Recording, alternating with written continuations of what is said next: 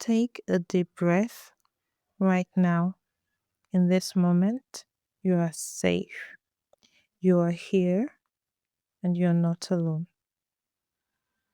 If you're listening to this, I know that for a long time, the world has felt like a very heavy, very quiet place. Maybe you've spent days, weeks, or even years carrying a weight that you weren't supposed to carry. Maybe you feel that your value has been stripped away, replaced by a ghost of what happened to you. I want to say something that might feel impossible to believe right now, but it is the absolute truth. The core of who you are remains untouched. What happened to you was an act of violence, an act of darkness, but it was not, and it will never be, an act that defines your worth.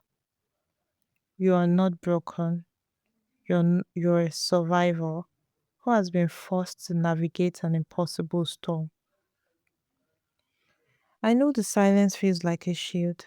You haven't opened up because you fear the looks, the pity, or the hollow comfort of people who say they understand but don't. You feel like a secret that can never be spoken aloud. But silence is also a prison. It makes you feel like you are carrying this alone, when in fact, there is a community of hearts beating with the same rhythm of recovery as yours. When you look in the mirror, you might see the trauma, you might see the shame that doesn't belong to you. But I want you to start trying to see yourself as I see you. You are resilient. You are brave for waking up today. And you are, above all, clean. There is a powerful misconception that trauma leaves a stain on the soul. It does not. Darkness cannot contaminate light, it can only try to hide it. Think of a piece of gold dropped into the mud.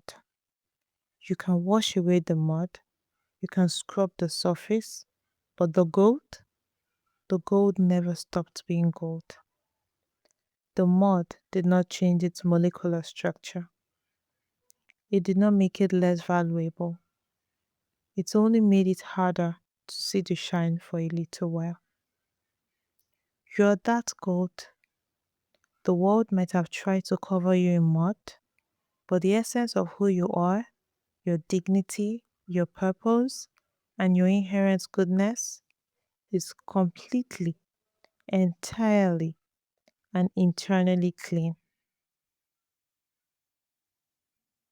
For those of you who draw strength from the word, I want to remember that God is the God of the brokenhearted.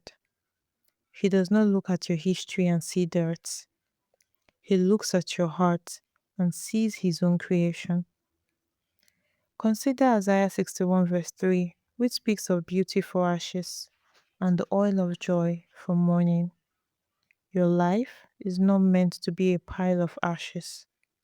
It is meant to be a garden that grows back, stronger and deeper because of the roots you've had to sink into the soil of survival. In Psalm 34, verse 18, it is written, "The Lord is close to the brokenhearted and saves those who are crushed in spirit." You don't have to be put together for Him. You don't have to be polished or perform healing to be loved. You are invited to come exactly as you are, with your tears, your anger, and your confusion. You are seen in your lowest valley and you are being held. Healing is not a race, it is about getting over it. By next week or next year, it is about learning to carry your story without letting it carry you. You are allowed to take your time. If all you did today was breathe, that is a victory. Your voice matters when you are ready, and only when you are ready. The world needs to hear your truth, not because it justifies what happened, but because it sets your spirit free. Forgiveness is not for them. If you are struggling with the concept of forgiveness, remember, it is not about letting the offender off the hook. It is about dropping the heavy bag of their sins so your own arms can finally rest. You are not the shame they try to put on you. You are the light that is refusing to go out. Take this moment to forgive yourself for not being healed yet. Be gentle with your own heart. You have been through a war and you are still standing. That alone is a miracle. You are loved, you are valued, and you are claimed.